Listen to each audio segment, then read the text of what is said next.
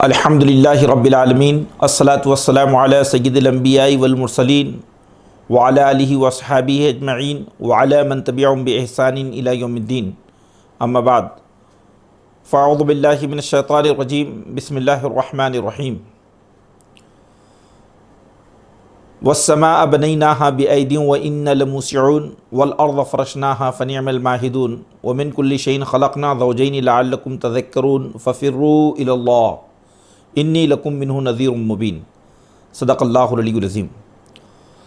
بزرگان محترم اور دوستو، الحمدللہ آج ہم نے قرآن مجید کے 27ویں پارے کی تلاوت کو سماعت کیا ہے۔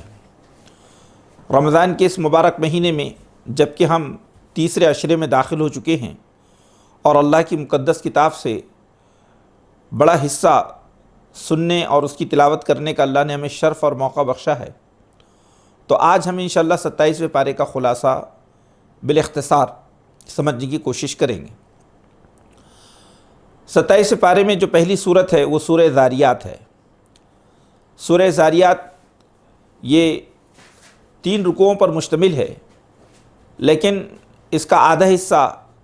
26ویں پارے میں ہے اور آدھا حصہ 27ویں پارے میں ہے۔ سورہ ذاریات یہ مکی صورت ہے اور ذاریات سے مراد ہوائیں ہیں۔ یہاں پر اللہ تعالیٰ نے ہواؤں کی قسم کھائی ہیں جو موسموں کی تبدیلیوں کا سبب بنتی ہیں، اور جو ہوائیں زمین میں بارشوں کو لاتی ہیں، قرآن نے ان کو بطور گواہ پیش کیا ہے۔ اس سورہ میں اللہ رب العالمین نے توحید کے اس بات پر دلائل دیے اور منکرین کو اور متکبرین کو اور سرکشوں کو ان کے بھیانک انجام کی طرف متوجہ کیا، اور اسی طرح اللہ تعالیٰ نے ایمان والوں کی جو کیفیت ہے، جو صورتحال ہے کہ ایمان لانے کے نتیجے میں ان کے اندر جو تبدیلیاں پیدا ہوتی ہیں، ان میں جو کردار کی بلندی اور جو روحانی اقدار پیدا ہوتے ہیں، ان کی طرف اشارہ کیا ہے۔ اور اس سورہ میں اللہ تعالیٰ نے انسان کے مقصد تخلیق کو، اس کے وجود کو بیان فرمایا ہے۔ اللہ تعالیٰ نے اس سورہ کے شروع میں سب سے پہلے کائنات کی مختلف چیزوں کی گواہی کو اس بات پر پیش کیا ہے کہ آخرت کا دن واقع ہونے والا ہے، قیامت برپا ہونے والی ہے۔ یہ زمین و آسمان اور اس کائنات کی ہر چیز اسی بات کی شاہد اور گواہ ہے۔ پھر اللہ تعالیٰ نے یہ بات ارشاد فرمائی ہے کہ جو اللہ کے متقی بندے ہیں، وہ متقی بندے زمین میں بہت ہی ذمہ دارانہ زندگی گزارتے ہیں۔ ان کا حال یہ ہے کہ قلیلا من اللیل ما یہجعون، وہ بہت ہی کم راتوں میں سوتے ہیں، یعنی ان کی راتیں خدا کے حضور سجدہ ریزی اور ذاتی احتساب اور توبہ و استغفار میں گزرتی ہیں۔ وبالاسحار ہم یستغفرون، اور وہ صبح سویرے اللہ کے حضور مغفرت طلب کرتے ہیں۔ تو یوں قرآن مجید نے اہل ایمان کی بڑی اعلیٰ صفات کو بیان فرمایا ہے۔ ہم دیکھ رہے ہیں کہ رمضان کی مبارک ساعتیں ہیں، اور رمضان کی ساعتوں میں ہم رات کے اندھیروں میں خدا کے حضور قیام اللیل کرتے ہیں، توبہ و استغفار کرتے ہیں، اور رات کا بڑا حصہ یا کچھ حصہ جو ہے اللہ کے لیے خاص کرتے ہیں۔ تو اللہ نے متقی بندوں کی ان اداؤں کو بہت پسند فرمایا ہے۔ پھر اللہ تعالیٰ نے سورہ ذاریات میں حضرت ابراہیم علیہ السلام کے تعلق سے ایک اہم واقعے کو بیان فرمایا کہ ان کے گھر میں چند مہمان تشریف لائے اور وہ انسانی چہرے بشرے میں تھے، تو حضرت ابراہیم علیہ السلام نے ان کو دیکھتے ہی ان کے لیے ایک بچھڑا ذبح کیا اور بچھڑے کا گوشت ان کے استقبال میں پیش کیا، لیکن وہ کھانے سے وہ جو ہے انہوں نے پرہیز کیا۔ تو حضرت ابراہیم علیہ السلام کو ان کے تئیں تھوڑا سا ڈر اور تھوڑا شک ہوا، تو انہوں نے کہا کہ ابراہیم، ہم اللہ کے فرشتے ہیں جو تمہارے پاس آئے ہیں، اور ہم تمہارے پاس اس لیے آئے ہیں کہ تمہیں ایک بیٹے کی خوشخبری سنائیں۔ اور بیٹے کی خوشخبری جب انہوں نے سنائی تو ان کی جو بوڑھی بیوی تھی جو ضعیف ہو چکی تھی، اس نے کہا کہ میں بانجھ بھی ہوں اور ضعیف اور بوڑھی بھی ہوں، آخر میرے گھر کیسے لڑکا ہو سکتا ہے، کیسے بچہ ہو سکتا ہے؟ تو اس وقت جو ہے اللہ تعالیٰ نے فرشتوں نے کہا کہ یہ اللہ ہے جو ہر چیز پہ قادر ہے، یہ اس کی جانب سے ہے۔ پھر اس کے بعد میں حضرت ابراہیم علیہ السلام نے ان سے پوچھا کہ قال فما خطبکم ایھا المرسلون، کہ انہوں نے پوچھا کہ اے اے فرشتادو، اے اللہ کے فرشتوں، آخر کیا بات ہے کہ تم اس طرف نکلے ہو؟ انہوں نے کہا کہ ہم ایک ایسی قوم کو ہلاک کرنے کے لیے نکلے ہیں کہ جن پر اللہ کا فیصلہ عذاب ثابت ہو چکا ہے، اور اس قوم پر ایسی پتھروں کی بارش ہونے والی ہیں کہ وہ سارے نامزد پتھر ہیں، صرف ایک ہی گھر اس بستی میں بچا لیا جائے گا اور باقی پوری بستی وہ تاریخ انسانی کے لیے ایک عبرتناک باب بن جائے گی۔ یہ حضرت لوط علیہ السلام کی قوم کی طرف اشارہ ہے کہ پوری قوم نافرمانی اور پوری قوم جو ہے مجرم بن کر زندگی گزار رہی تھی۔ اللہ نے اپنے پیغمبر حضرت لوط اور ان کے گھر کے چند لوگوں کو بچا لیا، اور ان کی بیوی جو تھی وہ بھی جو ہے اللہ کے عذاب کا شکار بن گئی۔ پھر اس کے بعد میں قرآن مجید نے مختلف پیغمبروں اور ان کے اوپر آنے والے عذابات کا ذکر ان کے قوم پر، نعوذ باللہ ان کی قوم پر آنے والے عذابات کا ذکر فرمایا سرکشی کے نتیجے میں۔ پھر اس کے بعد میں قرآن مجید نے پھر آفاق و انفس کی طرف انسانوں کو متوجہ کیا اور کہا کہ دیکھو، یہ آسمان جو تم اپنی آنکھوں کے سامنے دیکھتے ہو، اس آسمان کو ہم نے بنایا ہے، اور ہم اس آسمان کو وسعت دے رہے ہیں بے ایدیوں، ہم نے اس کو اپنے زور اور اپنے ہاتھوں سے بنایا ہے، اور ہم اس آسمان کو وسعت دے رہے ہیں۔ یعنی اللہ تعالیٰ فرماتا ہے کہ ہم نے اس کائنات کو بنایا اور پھر اس کائنات کی توسیع مستقل کی جا رہی ہے۔ آپ دیکھیے کہ یہ بھی قرآن کے عظیم الشان حقائق میں سے ایک حقیقت ہے کہ آج بھی انسانی دنیا اس بات کو پوری سائنس اور علم فلکیات تسلیم کر رہا ہے کہ یہ کائنات روز افزوں جو ہے، روز بروز یہ اپنی توسیع اس کی جاری ہے۔ پھر اللہ تعالیٰ نے فرمایا کہ من کل شیء خلقنا زوجین لعلکم تذکرون، من کل شیء خلقنا زوجین، ہم نے اس کائنات کی ہر چیز کو زوج بنایا ہے، ہر چیز کو جوڑے جوڑے بنایا ہے تاکہ تم اس سے بھی سبق حاصل کر سکو۔ یعنی قرآن نے یہاں پر اس بات کی طرف اشارہ کیا ہے کہ رات کے لیے دن پیدا کیا گیا، اور تم دیکھتے ہو کہ ہر چیز کے لیے، مرد کے لیے عورت، ہر جگہ جوڑے جوڑے اس کائنات میں پائے جاتے ہیں۔ تو اسی طرح سے اس دنیا کا ایک جوڑا ہے اور وہ ہے آخرت۔ یہ دنیا جو ہے یہ دراصل اس وقت تک مکمل نہیں مانی جائے گی جب تک اس کے ساتھ آخرت نہ جوڑی جائے۔ بڑی زبردست دلیل اللہ نے ان لوگوں کے سامنے پیش کی، اور اس کے بعد کہا کہ فَفِرُّوا إِلَى اللَّهِ، لوگو اللہ کی طرف دوڑو، اللہ کی طرف دوڑو، اور کہا کہ انی لکم نذیر مبین، پیغمبر نے کہا کہ میں تمہارے سامنے کھلا ڈرانے والا ہوں، واضح طور پر اللہ کی جو خبر ہے وہ تم تک پہنچانے والا ہوں، تم کو باخبر کرنے والا ہوں۔ اور پھر کہا گیا وَلَا تَجْعَلُوا مَعَ اللَّهِ إِلَٰهًا آخر، کہ اللہ کے ساتھ دوسرے معبودوں کو شریک نہ بناؤ۔ دیکھو اللہ کے معاملے میں بہت باخبر رہو، اللہ کی پکڑ بہت مضبوط ہے۔ پھر قرآن نے آگے کہا کہ كَذَلِكَ مَا أَتَى الَّذِينَ مِن قَبْلِهِم مِّن رَّسُولٍ إِلَّا قَالُوا سَاحِرٌ أَوْ مَجْنُونٌ، کہ جب بھی رسول دنیا میں آئے تو ان کی قوم کے لوگوں نے یا تو انہیں مجنون کہا یا انہیں جادوگر کہا۔ أَتَوَاصَوْا بِهِ، ایسا لگتا ہے کہ جیسے وہ باہم اسی پر مشاورت کرتے ہیں،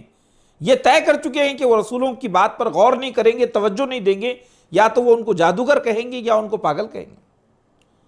قرآن نے کہا فَتَوَلَّ عَنْهُمْ، اے پیغمبر ان سے اعراض کرو، اور اے نبی آپ جو ہے ذکر فَإِنَّ الذِّكْرَ تَنفَعُ الْمُؤْمِنِينَ، آپ تذکیر کا کام، انسانوں کو یاد دہانی کا کام کرتے رہیے۔ یہ یاد دہانی، یہ نصیحت دراصل ان لوگوں کو فائدہ پہنچاتی ہے جو ایمان والے ہیں۔ پھر اللہ تعالیٰ نے اس حقیقت کو پوری انسانی دنیا کے سامنے جو چونکا دینے والی حقیقت ہے کہ وہ یہ ہے کہ ما خلقت الجن والانس الا لیعبدون، کہ ہم نے جنوں اور انسانوں کو بجز اس مقصد کے اور کسی کے لیے نہیں پیدا کیا کہ وہ میری بندگی کریں، وہ میری بندگی کریں۔ یعنی انسانوں اور جنوں کی پیدائش کا جو مقصد ہے وہ اللہ کی عبادت اور اللہ کی غلامی ہے۔ اگر جن اور انسان اس زمین میں اللہ کی غلامی اور اللہ کی عبادت سے سرکشی کرتے ہیں تو گویا وہ اپنے مقصد وجود سے نفی کرتے ہیں، اور یہ کائنات کا اصول ہے کہ جو چیزیں اپنے مقصد کے لیے کارآمد نہ ہوں، اپنے مقصد کے لیے جو ہے مفید نہ ہوں، تو قدرت اس کو جو ہے ہٹا دیتی ہے۔ پھر اللہ تعالیٰ نے کہا کہ ہم آپ سے کسی رزق کے طالب نہیں ہیں، بلکہ ہم آپ کو رزق دینے والے ہیں۔ اللہ کی ذات جو ہے بڑی قوت والی ہے اور وہی کائنات کو رزق بانٹتی ہے۔ اس طرح سورہ زاریات کے مضامین مکمل ہوئے۔ پھر سورہ زاریات کے بعد سورہ طور شروع ہوتی ہے۔ سورہ طور بھی قرآن کی مکی صورتوں میں سے ایک اہم صورت ہے۔ جو 2 رکوعوں پر مشتمل ہے۔ سورہ طور کے مضامین بھی دراصل آخرت کے اثبات اور اسی طرح سے جو ہے جو متکبرین اور سرکش لوگ ہیں ان کے اعمال کے جو خوفناک نتائج ہے اس کی طرف متوجہ کرتی ہیں، اور پھر یہ کہ ان کے جو الگ الگ قسم کے جو عقیدے انہوں نے آخرت کے تعلق سے بنا رکھے ہیں ان تمام عقیدوں کو پر ضرب کاری لگاتی ہے، اور آخرت کے عدالت اور احتساب کا جو صاف و شفاف عقیدہ ہے وہ اہل مکہ کے سامنے سورہ طور پیش کرتی ہے۔ سورہ طور کا ابتدائی حصہ وہ دراصل اللہ تعالیٰ نے اس بات کی طرف اشارہ فرمایا ہے کہ قسم ہے طور کی، وطور، قسم ہے طور کی۔ طور جو ہے یہ وہ پہاڑی ہے جہاں پر سیدنا موسیٰ علیہ السلام کو اللہ تعالیٰ نے نبوت عطا کی تھی، جہاں ان کو توریت عطا کی تھی۔ تو اللہ تعالیٰ فرماتا ہے کہ ایک قوم کی تاریخ اللہ نے جو ہے اس کو بھی توریت عطا کی تھی، اس کی طرف اس کو توجہ دلائی گئی ہے۔ اور پھر اللہ نے کہا کہ کتاب کی قسم جو لکھی جاتی ہے، جو ایسے اوراق پر لکھی جاتی ہیں، جو اوراق کے فی رق منشور، جو بکھرے ہوئے اوراق پر جو کتاب لکھی جاتی ہے، پتلے اوراق پر جو لکھی جاتی ہے، جو خاص قسم کی جلد سے بنی جو کتاب ہوتی ہے اس زمانے میں، اس کی طرف اس کا اشارہ ہے، توریت کی طرف اشارہ ہے، یا قرآن کی طرف بھی اس کا اشارہ ہو سکتا ہے۔ پھر اللہ تعالیٰ نے کہا کہ یہ جو عذاب ہے قیامت کا، ان عذاب ربک لواقی والطور کتاب مستور فی رق منشور والبیت المعمور، اور بیت معمور کی قسم، یعنی بیت معمور سے مراد ایک طرف تو خانہ کعبہ بعض مفسرین نے لیا ہے، اور بعض مفسرین نے اس سے مراد آسمانی دنیا پر وہ مرکز عبادت ہے کہ جہاں پر سارے فرشتے جمع ہوتے ہیں، اور وہ ہمیشہ فرشتوں کے لیے مرکز زیارت ہے، اسے بھی بیت معمور کہا گیا۔ قرآن نے کہا یہ بھی اس حقیقت پر گواہ ہے۔ کیا ہے؟ ان عذاب ربک لواقع، کہ تیرے رب کا عذاب واقع ہو کر رہے گا، ما لہ من دافع، اس کو کوئی ٹال نہیں سکتا، اللہ کے عذاب کو کوئی ٹال نہیں سکتا۔ پھر اللہ تعالیٰ نے یہ بات ارشاد فرمائی کہ یاد رکھو کہ جو لوگ برے اعمال کر رہے ہیں، بے خبر زندگی گزار رہے ہیں، وہ اپنے نتائج بد سے یقیناً وہ اس سے ہمکنار ہو کر رہیں گے۔ پھر اس کے بعد میں اللہ تعالیٰ نے یہ کہا کہ جو لوگ متقی ہیں، ایمان اور عمل صالح کی روش کو اختیار کر رہے ہیں، ہم نہ صرف یہ کہ ان کو جنت میں داخل کریں گے، بلکہ ان کی اولاد جو ان کے راستے پر چل پڑی، جنہوں نے ان کی نیکی اور ان کے ایمان میں ان کا اتباع کی، ان کی اولاد کو بھی ان کے ساتھ جنت میں شامل کر دیں گے، اور ہم ان کے اجر میں کوئی کمی نہیں کریں گے۔ تو قرآن مجید نے یہاں پر اس بات کی طرف اشارہ کیا ہے کہ کتنی بڑی بات ہے جو قرآن نے یہاں کہی ہے کہ جو لوگ اپنے خاندان والوں کے سلسلے میں ان کے ایمان اور ان کے اسلام کے لیے متوجہ ہوتے ہیں، رب کریم ان کے خاندان کو روز محشر بھی باقی رکھے گا، اور جنتوں میں بھی ان کو اپنے خاندان کے ساتھ ان کو زندگی گزارنے کی سعادت بخشے گا۔ پھر اللہ تعالیٰ نے کہا کہ تم لوگ پیغمبر کو مجنون کہتے ہو، پاگل کہتے ہو، یہ کہتے ہو، وہ کہتے ہو، اور اسی طرح سے تم آخرت کے سلسلے میں مختلف قسم کی جو ہے سرگوشیاں یا مختلف قسم کی گفتگو کرتے ہو۔ تو تمام جتنے عقیدہ آخرت کے جو باطل تصورات تھے، اسلام نے اس پہ ضرب لگائی اور کہا کہ قتل الخراسون، الگ الگ قسم کے اندیشے لگانے والے اور تیر تکے کی باتیں کرنے والے ہلاک ہو جائیں، جو قرآن کی یقینی بات کو جھٹلا کر ہمیشہ تشکیک میں رہتے ہیں اور اختلاف کا شکار رہتے ہیں۔ یہ سورہ طور کے کچھ مضامین یہاں پر بیان ہوئے۔ پھر اس کے بعد میں سورہ نجم شروع ہوتی ہے۔ سورہ نجم بھی یہ مکی صورت ہے۔ نجم جو ہے قرآن مجید میں یہ جس بڑے تارے کے لیے استعمال ہوتا ہے، اور عام طور پر یہ ثریا کے لیے استعمال ہوتا ہے، بہت ہی بلندی پر چمکتا ہوا جو ستارہ ہے، اس کو یہاں قرآن مجید نے اس کو ثریا کہا ہے، اور اس سے عام تارے بھی مراد لیے جا سکتے ہیں۔ قرآن نے کہا والنجم اذا ہوا، کہ قسم ہے تارے کی جب کہ وہ ڈھل جائے، والنجم اذا ہوا ما ضل صاحبکم وما غوا، تمہارا یہ جو رفیق ہیں، یہ رفیق گمراہ نہیں ہے، ما ضل صاحبکم وما غوا، اور نہیں یہ جو ہے تو کوئی سرکش ہے کہ اس نے کوئی جو ہے اپنے راستے سے بھٹکا ہوا ہے۔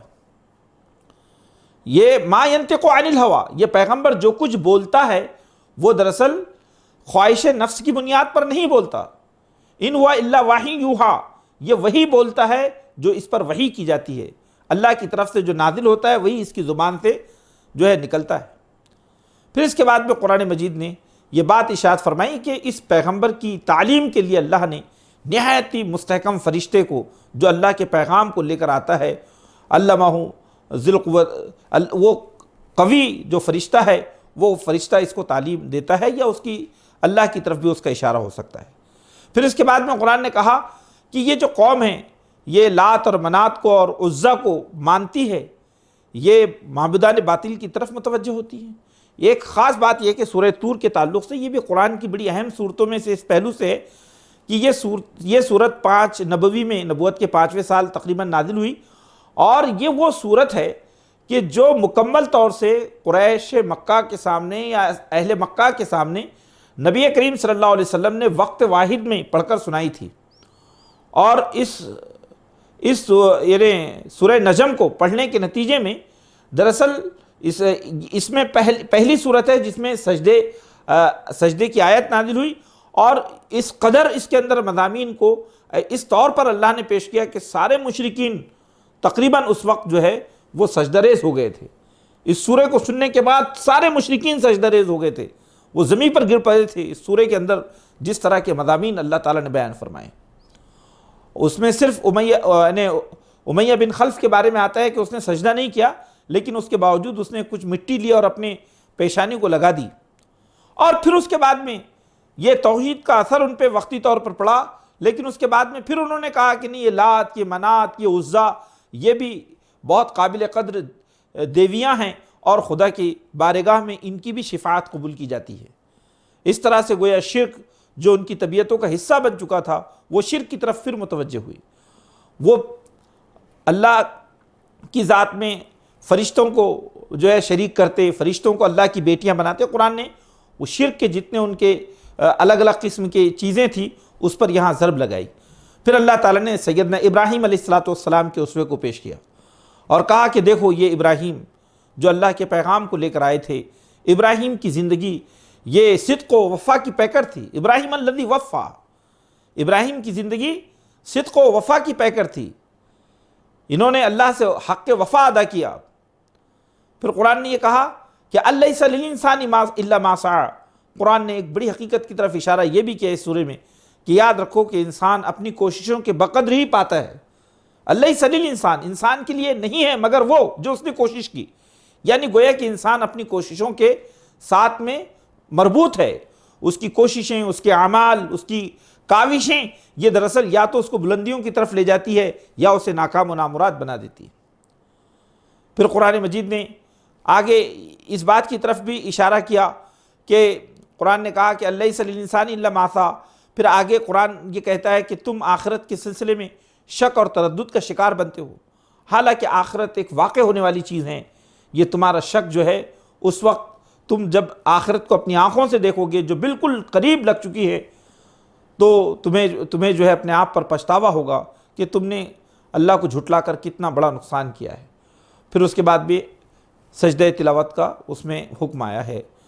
پھر ہم دیکھتے ہیں کہ اس کے بعد اللہ تعالیٰ نے سورہ قمر کو نازل فرمایا۔ یہ سورہ قمر بھی قرآن مجید کی مکی صورتوں میں سے وسطی دور کی صورت ہے، جس میں معجزہ شق القمر کی طرف اشارہ بھی ملتا ہے کہ جب ایسا ہوا کہ حضرت محمد مصطفیٰ صلی اللہ علیہ وسلم نے جو ہے چاند کے انشقاق کی طرف لوگوں کو متوجہ کیا، اور لوگوں نے جب دیکھا کہ چاند 2 ٹکڑے ہو رہے ہیں تو اللہ نے فرمایا کہ چاند کے 2 ٹکڑے ہونا اور باہم مل جانا یہ اس بات کی طرف اشارہ ہے کہ قیامت بالکل قریب آ چکی ہے۔ اقتربت الساعۃ وانشق القمر،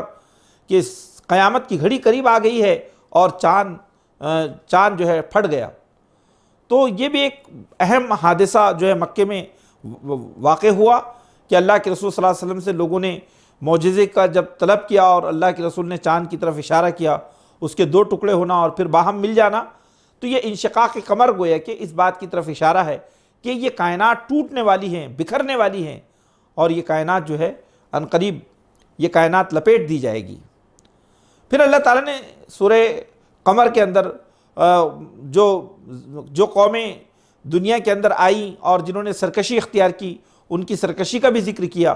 اور یہ بتایا کہ محمد صلی اللہ علیہ وسلم یہ قرآن جو ہم نے آپ کو دیا ہے یہ قرآن انسانوں کے لیے نہایت ہی آسان بنا دیا گیا ہے، اور لوگ اگر اس قرآن میں غور و فکر کریں تو بہت آسانی کے ساتھ وہ نصیحت حاصل کر سکتے ہیں، اللہ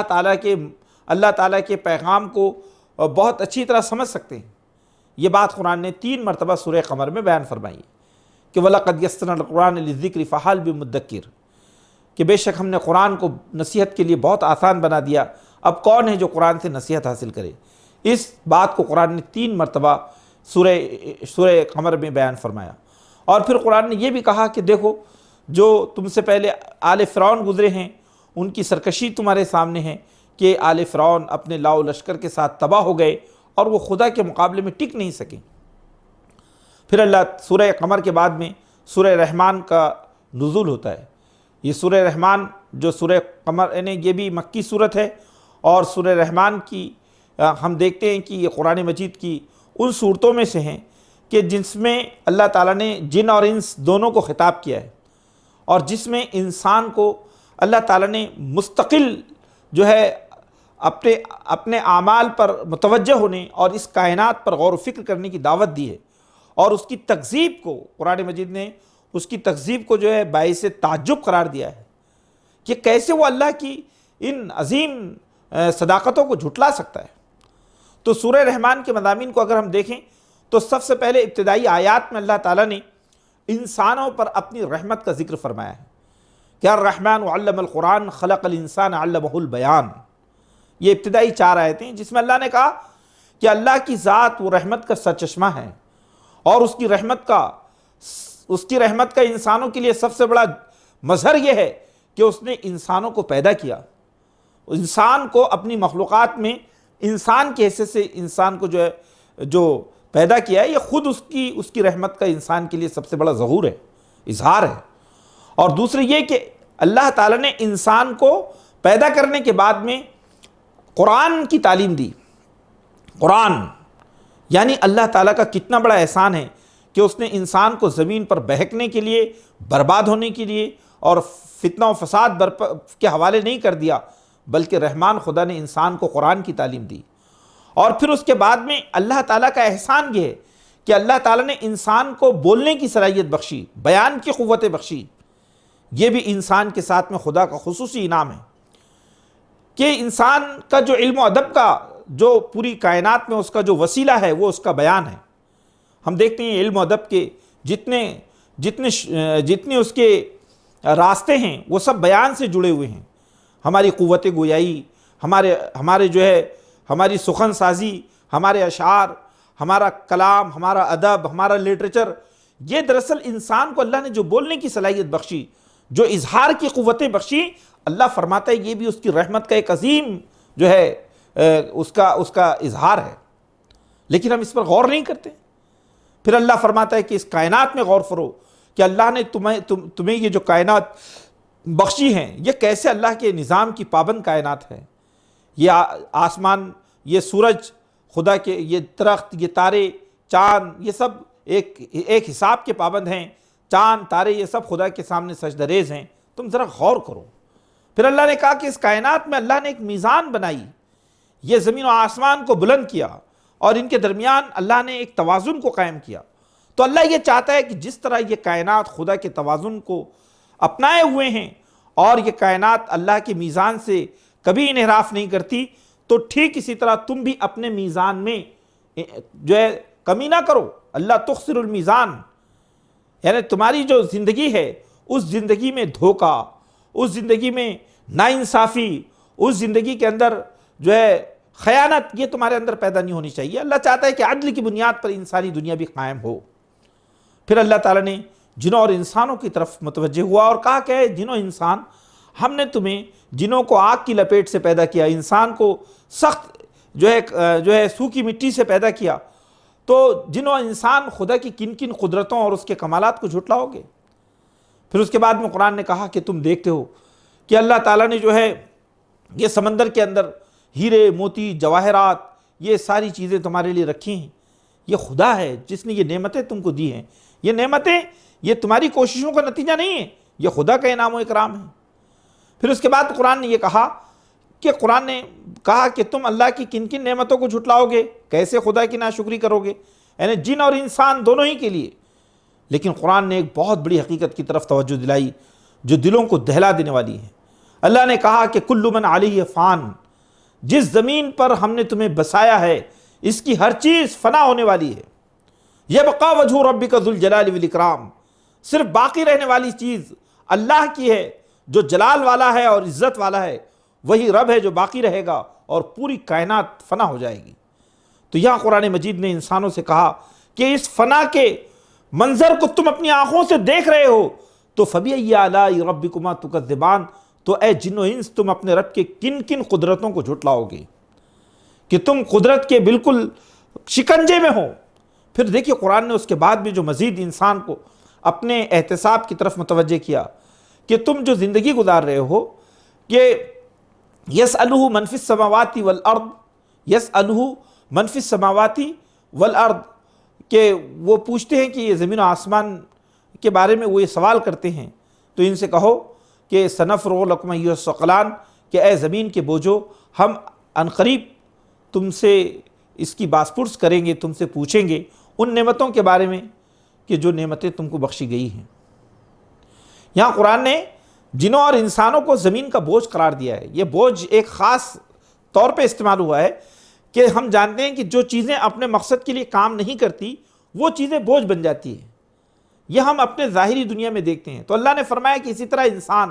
جو زمین میں سرکشی اور گمراہی کے راستے کو اپنائے ہوئے ہیں وہ اللہ کی زمین پر بوجھ بن گیا، لیکن یہ چند دنوں کی مہلت عمل ہے، عنقریب یہ مہلت عمل ختم ہوگی اور سارے انسان خدا کی عدالت میں سمیٹے جائیں گے اور اس وقت انسان کا احتساب ہوگا،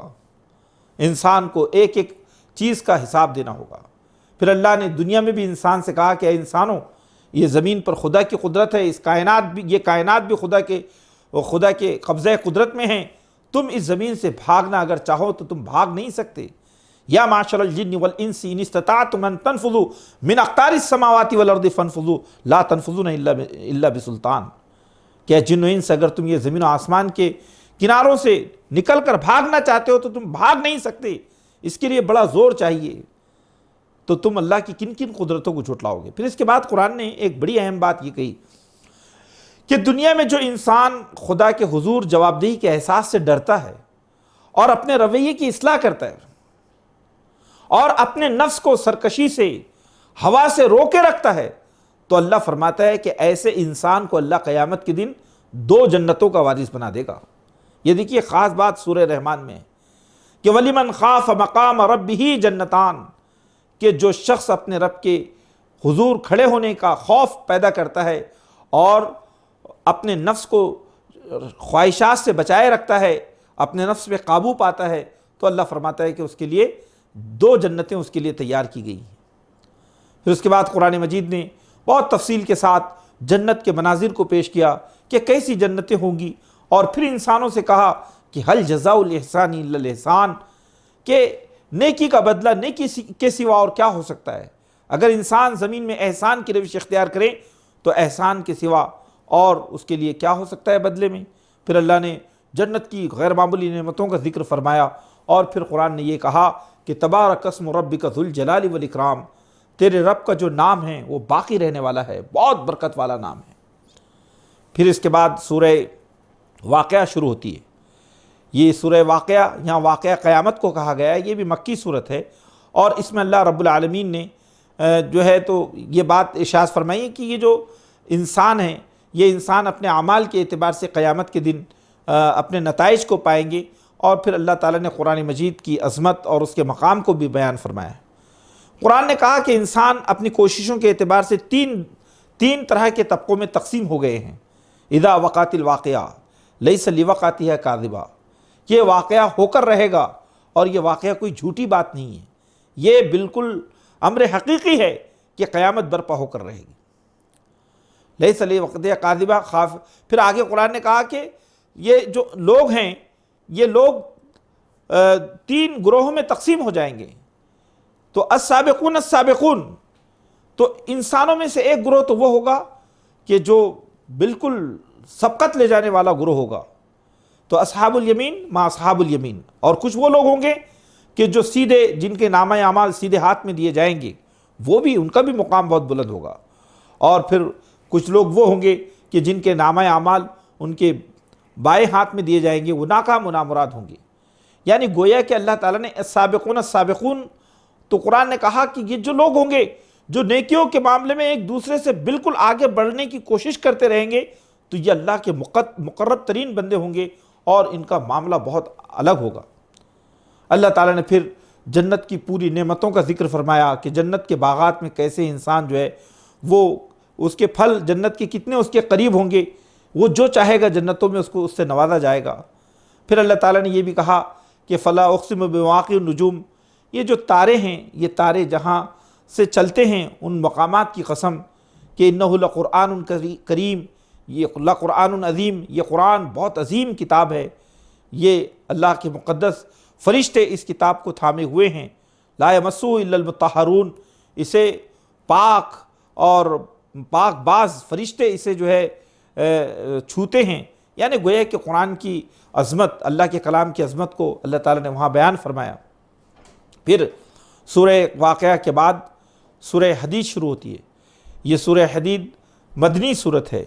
اور سورہ حدید جو ہے یہ تسبیح سے شروع ہوتی ہے، سبح للہ ما فی السماوات و ما فی الارض۔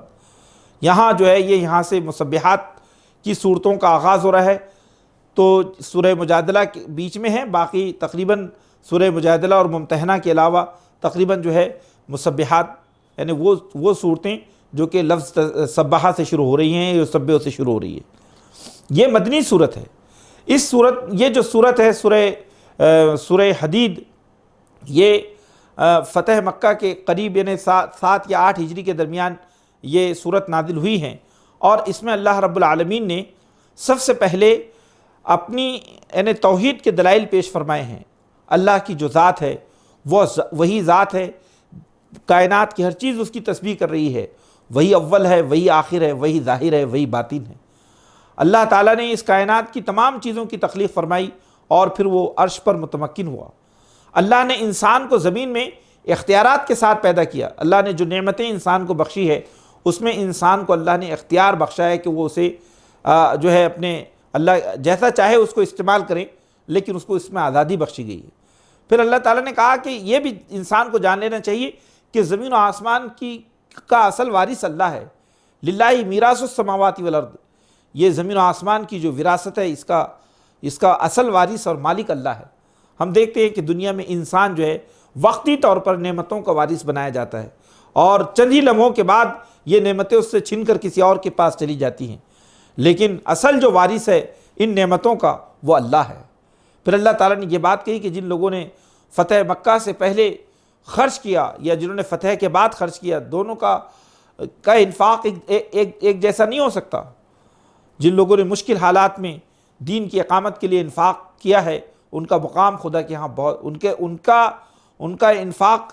اس کا مقام الگ ہے، لیکن دونوں ہی انفاق کو اللہ تعالیٰ قدر کی نگاہ سے دیکھتا ہے۔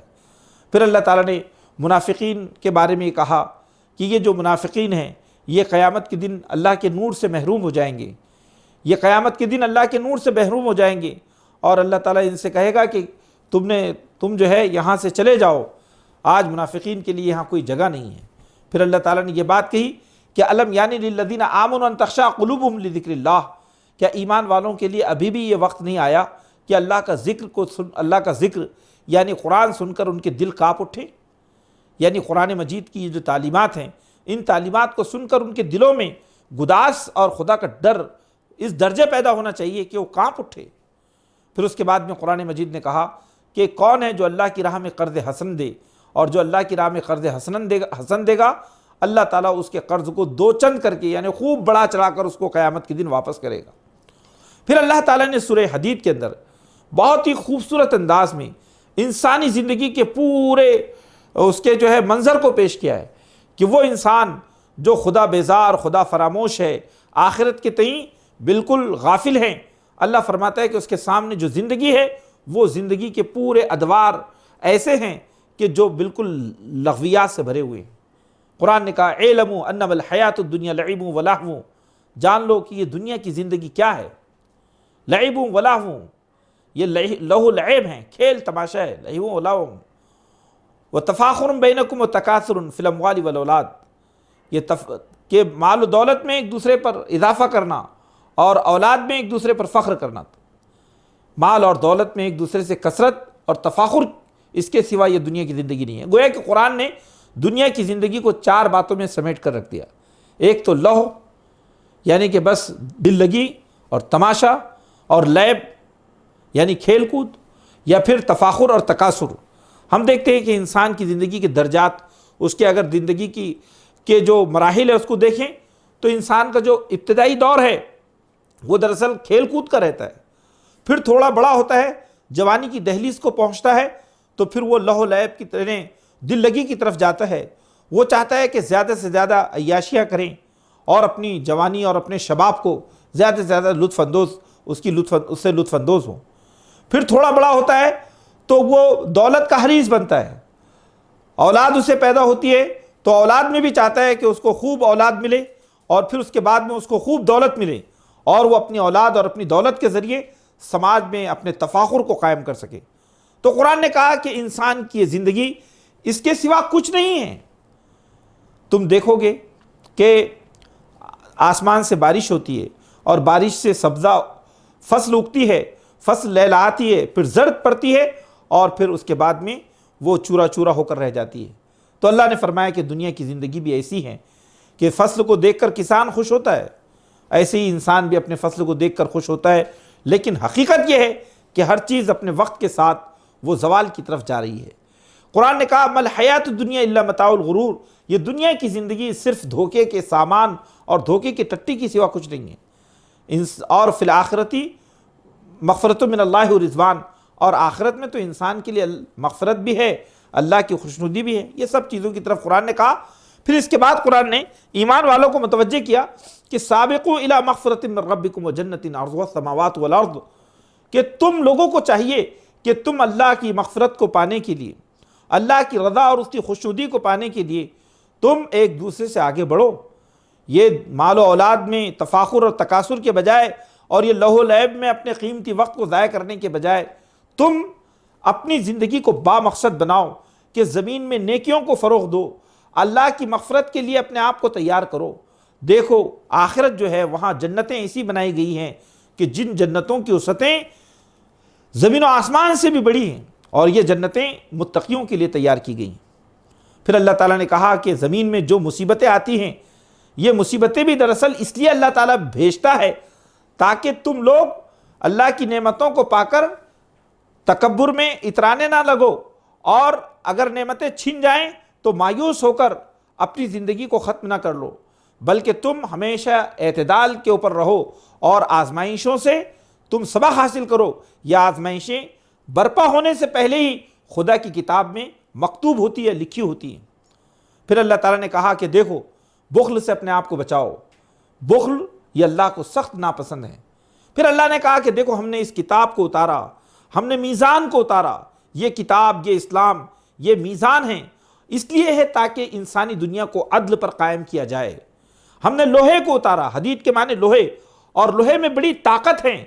ہم یہ چاہتے ہیں کہ لوہے کی اس طاقت کا استعمال کریں اور زمین پہ عدل و قسط اور انصاف کو قائم کریں۔ پھر اللہ تعالیٰ نے بتایا کہ دیکھو ہم نے پیغمبروں کو پے در پے بھیجا تاکہ انسانوں کو زندگی کی صحیح راہوں کی طرف ان کو موڑا جائے۔ پھر اللہ نے کہا کہ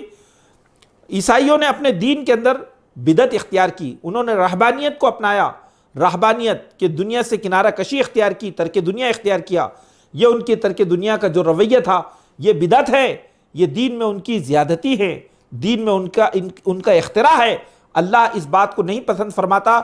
کہ تم دین کو اس طور پہ استعمال کرو کہ تمہاری دنیا چھوٹ جائے۔ اللہ یہ چاہتا ہے کہ تم دین کے تقاضوں میں دنیا بھی شامل ہیں، کہ دنیا کو اعتدال کے ساتھ اپناؤ، نہ تو پوری طرح دنیا میں منہمک ہو جاؤ، اور نہ ہی جو ہے وہ پوری طرح جو ہے ایسا ہو کہ تم اللہ کے لیے سب کچھ چھوڑ کر بالکل پہاڑوں میں اور جنگلوں میں اللہ اللہ کرتے بیٹھو۔ یہ نہیں چاہتا اللہ، اللہ یہ چاہتا ہے کہ تم دنیا کے اندر رہتے ہوئے اللہ کی مرضی کو پانے کی کوشش کرو۔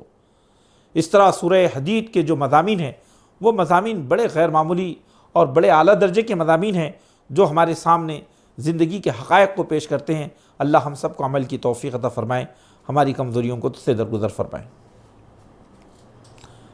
ٹھیک.